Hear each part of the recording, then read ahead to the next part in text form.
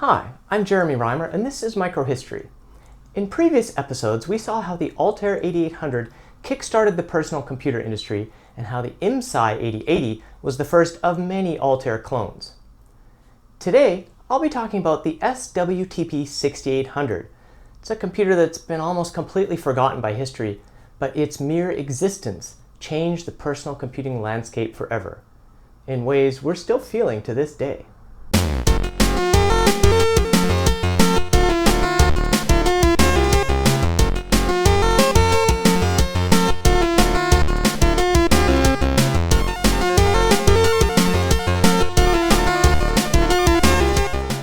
Daniel Meyer was born in 1932 in New Braunfels, Texas. He went to school in nearby San Marcos, where he got a bachelor's degree in math and physics in 1957.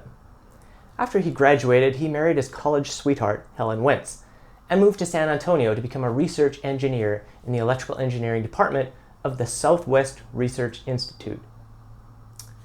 What was the Southwest Research Institute? Well, it was founded in 1947 by oil businessman Tom Slick.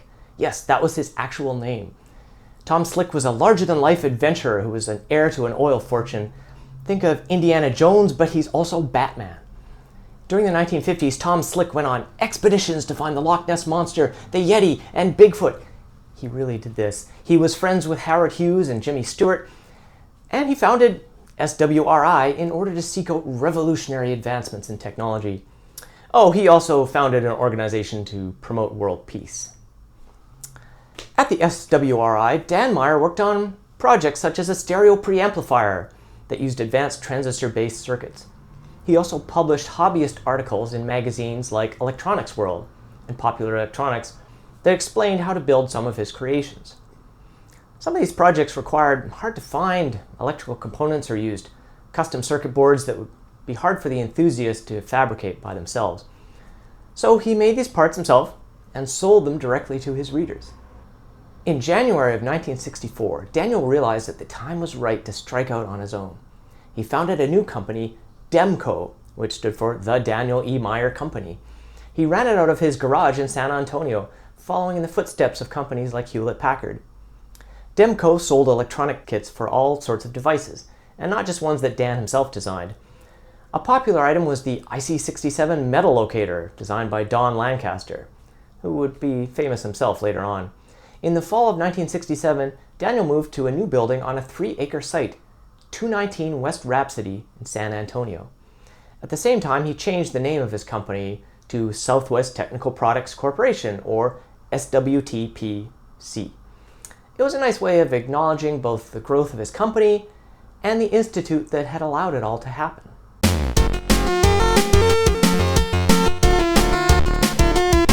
By 1972, Daniel Meyer had grown SWTPC to over $1 million in sales, shipping over 100 kits a day. The company now stretched over 1,700 square meters of buildings. SWTPC's most popular products were audio kits, followed by electronic testing equipment. They sold amplifiers, voltmeters, even devices to synchronize colored lights with music. Daniel had worked out a close relationship with Motorola, a Chicago-based electronics and communications company that had invented the first handheld walkie-talkie in World War II. In 1974, just 2 years after Intel released its 8008 chip, Motorola's semiconductor division introduced its first microprocessor, the 8-bit 6800. By this time, lots of companies were getting in on the microprocessor bandwagon, although its primary application, the personal computer, hadn't been invented yet. That changed in early 1975 with the announcement of the Altair 8800. Suddenly, the world realized there was a market for personal computers. As we saw with the IMSI 8080, the obvious move for other companies was to clone the Altair. After all, it had all the software, it had the soon-to-be standardized S100 bus, with dozens of small companies making expansion cards for it. It had basically defined the industry. But Dan Meyer decided to go another way. Maybe it was his close relationship with Motorola, but more likely it was that he had seen the future and he didn't think the Altair was it. In the early 70s, as SWTPC was expanding, Daniel had asked his chief engineer, Gary Kay, to help him order a computer to help with orders, inventory, payroll, the usual types of things small businesses need. Back then, the thing to do was to order a mini computer from a company like Digital Equipment Corporation or General Data. These machines cost about $100,000, about $1 million today, and they all came with a main computing unit that had a front panel with tons of little blinking lights and switches. In fact, the Altair 8800's front panel was directly inspired by the General Data Nova mini computer. But the last computer that Gary and Daniel looked at was different. It was the DataPoint 2200, and it seemed to come from the future. It was an all-in-one computer with a keyboard, display monitor, and storage, all in one compact enclosure. Don't worry, I plan on doing a video on the DataPoint later. This little machine couldn't really be called a personal computer because it still had that big mini computer price tag. But it got Gary thinking, why did personal computers have to have these big unfriendly front panels like the Altair? Why couldn't they do something a little more user-friendly instead?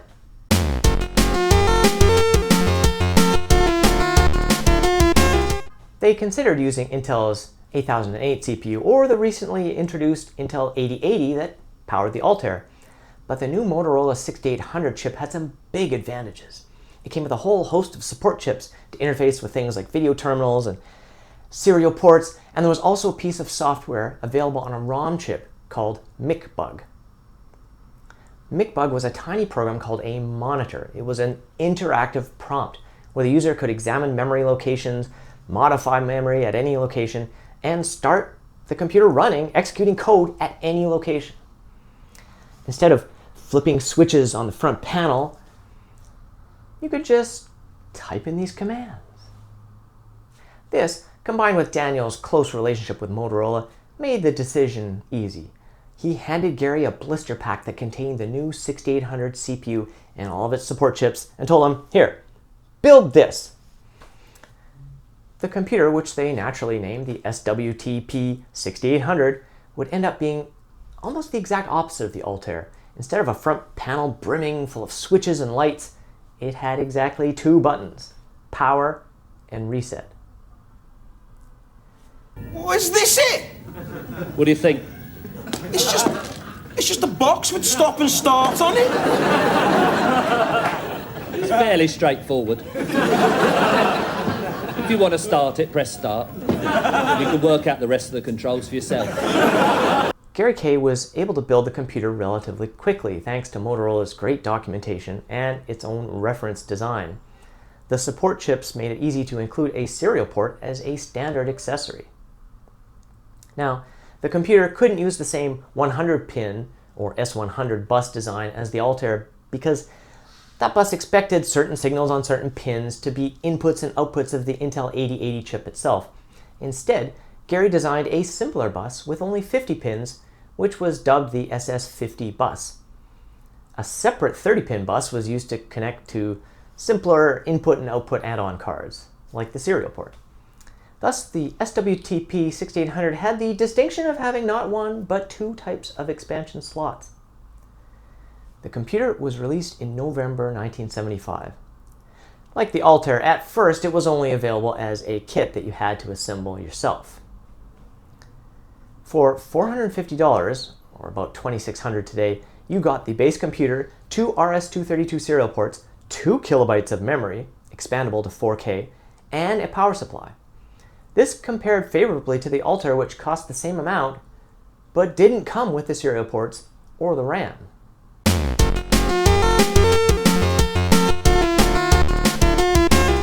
Because the serial ports came included with the computer, you could plug your SWTP 6800 directly into a teletype with paper tape reader, or any of the shiny new video displays like the ADM3A. Southwest Technical Products also offered a terminal kit for $275, which included a keyboard and video interface that let you plug the 6800 directly into any television set or video security monitor. This wasn't as sharp as a dedicated video terminal, but it was a lot cheaper. With the computer and the terminal kit, you had a fully functional computer that you could start typing on right away, thanks to the MICBug monitor program. They actually fixed a couple of bugs with it and called it SWTBug instead. If you wanted to save your program, you could purchase a cassette interface module, which was available in May of 1976. It cost $80 and let you plug in your computer to any standard tape recorder. Because the Motorola 6800 had a completely different instruction set than the Intel 8080 chip, you couldn't run Altair software like Microsoft's BASIC. In fact, at first, there was no BASIC at all. But an SWTP 6800 owner, Robert Uterwick, decided to write his own. The result was MicroBasic, the source code for which was made available for free in the SWTP newsletter in June 1976. Later, Robert would sell copies of the 4K BASIC on cassette tape for $5 and the more advanced 8K BASIC for $10. Contrast this with Bill Gates' Altair BASIC, which you could only buy bundled with an expensive and flaky 4K RAM board from MITS. In my previous video, I showed how the IMSI 8080 was able to use the new technology of floppy disk drives to store data and programs much faster than tape cassettes. But floppy drives required a disk operating system to use. IMSI adopted the first instance of CP/M, which became the standard disk operating system of the time. But CP/M was written in assembly language, specifically for the Intel 8080 chip. It couldn't run on the 6800. A small company called Technical Systems Consultants came to the rescue. They designed their own disk operating system, called Flex, which would work on the 6800 chip and interface with different types of floppy drives. SWTP came out with their 5¼ mini dual floppy drive system, the MF68, in August of 1977. Other companies also made disk drives that worked with the SWTP 6800. Pertec, the company that eventually bought Altair, introduced a floppy disk controller card in the spring of 1977. The curiously named Smoke Signal Broadcasting, the first company to sell expansion boards for the SWTP 6800, came out with a BFD68 floppy drive system in December 1977. This controller came with its own different disk operating system called DOS-09. One thing to note about all these floppy disk systems and disk operating systems, because the SWTP 6800 couldn't run CP/M, it ended up about a year behind systems like the Altair and the IMSI that could. Now, a year doesn't seem like much, but with the incredibly fast-paced development of the personal computing industry in the mid-70s, a year was like a lifetime.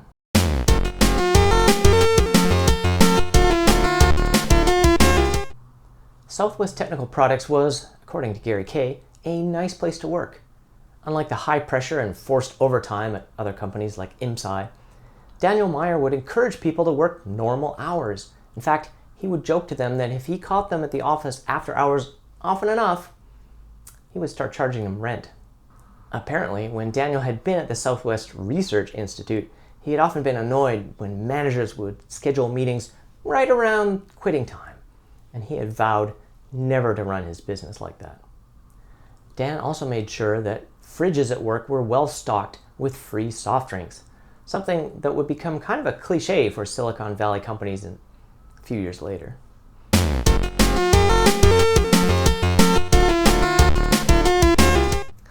In 1978, Motorola came up with a new processor, the 6809.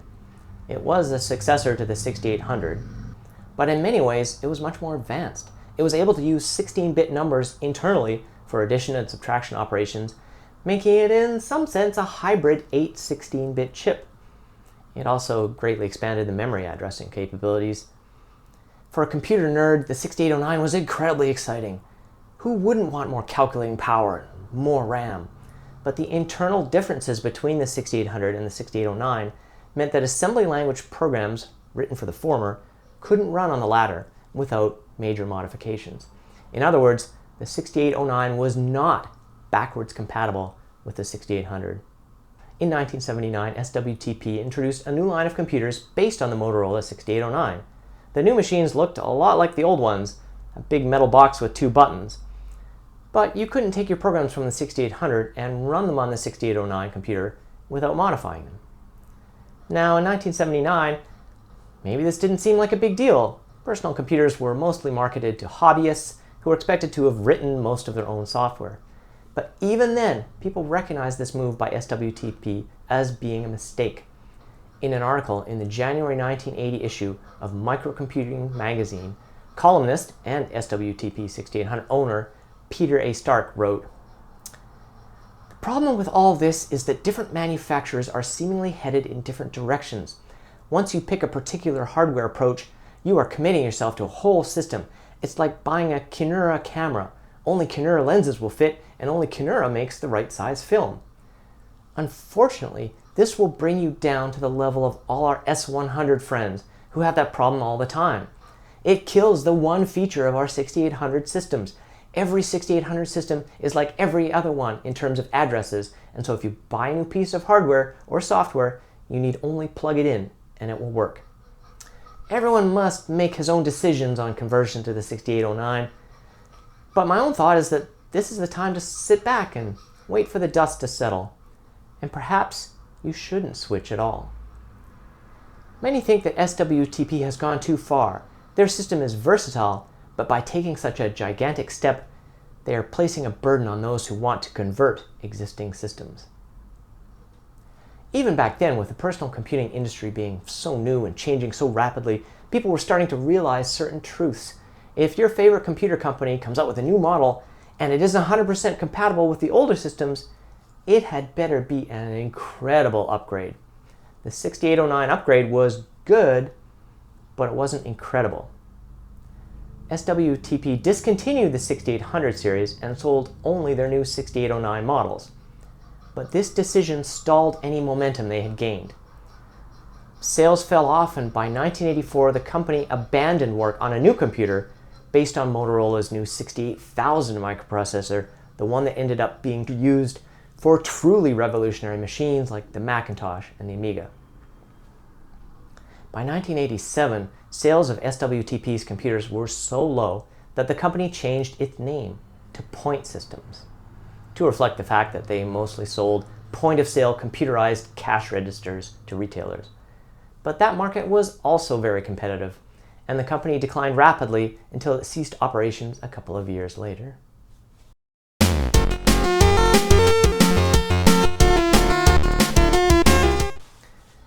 Hardly anyone remembers the SWTP 6800 today. One person who does is my father-in-law, who sold the system for a short time in his computer store in the late 1970s. But the impact of the 6800 was more than just what we remember of SWTP. It split the blossoming personal computer industry into two camps, something that we still see to this day. As we saw with a quote from Peter Stark when he said, "Ultimately, this will bring us down to the level of our S100 friends." Owners of 6800 computers saw themselves as a different breed. To these folks, owners of S100 systems, Altairs and all the clones of Altairs like the IMSI, were them, and 6800 owners were us. The S100 people liked their nerdy front panels with switches, and they loved having a choice of lots of computer manufacturers and the largest software library with the most popular operating system and the industry standard S100 bus.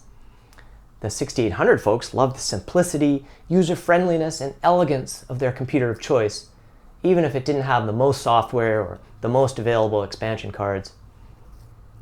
Stop me if any of this is starting to sound familiar. Hello, I'm a Mac. And I'm a PC. Ready to get started? Well, not quite. Got a lot to do. What's your big plan? I might make a home movie or maybe create a website, try out my built-in camera. I can do it all right out of the box, so what about you? Well, first I got to download those new drivers, and I got to erase the trial software that came on my hard drive. Sweet. And I've got a lot of manuals to read. You know, it sounds like you have a lot of stuff to do before you do any stuff, so I'm just gonna get started because I'm kind of excited. Let me know when you're ready. Actually, the rest of me's in some other boxes, so I'll meet up with you later. There were lots of personal computers that came out after the Altair, and most of them weren't Altair clones. But the choice of the Intel 8080 or the Motorola 6800 split the industry into two incompatible camps, and this carried on long after most of these computers faded into history. An engineer at Motorola, Chuck Peddle, tried to convince his managers to come out with a cheaper version of the 6800 CPU. He had seen how an upstart company, Zilog, was eating into Intel's market share with their Z80 chip. Sorry, I'm going to call it Z80, not Z80, which could run 8080 software but was much cheaper. Motorola management went the other way with the more expensive 6809. This pissed off Chuck Peddle so much that he left Motorola to start his own company, MOS Technology.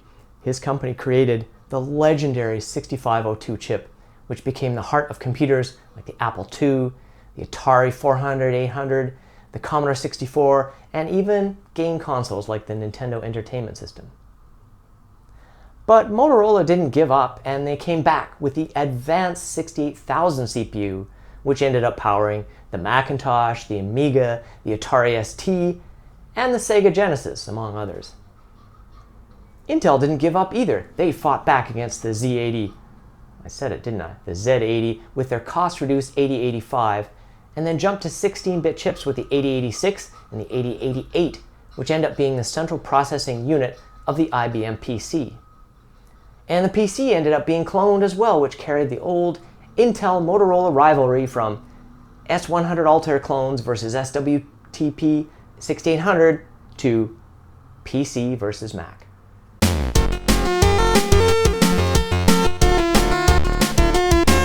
And there's another reason we should remember the SWTP 6800 today. If we remember early personal computer history at all, we think only of Bill Gates bravely carving out an empire with his MS-DOS product. Or if we know a bit more, we might think of Bill Gates pioneering the software industry with his Microsoft BASIC. But the story of the SWTP 6800 shows us that back then, lots of different people could and did create BASIC and make disk operating systems and even whole computers, and many of these products were more advanced than Microsoft's offerings or the computers that they ran on. We remember Bill Gates today because of his ruthless and effective business strategies, which ended up crowding out and eliminating almost all of his competition. Now, SWTP may never have been destined to destroy its rivals. In an interview with Creative Computing magazine in 1977, Daniel Meyer admitted that Radio Shack was going to be a tough competitor, although he dismissed the Commodore PET because it had a terrible keyboard. That was true, but Commodore fixed that almost immediately. He was clearly thinking about the future, but he ended up making the wrong choice with the 6809. In any case, he was facing much larger competitors that had vastly more resources than he could ever bring to bear, the largest of which was IBM itself. But that's a story for another time.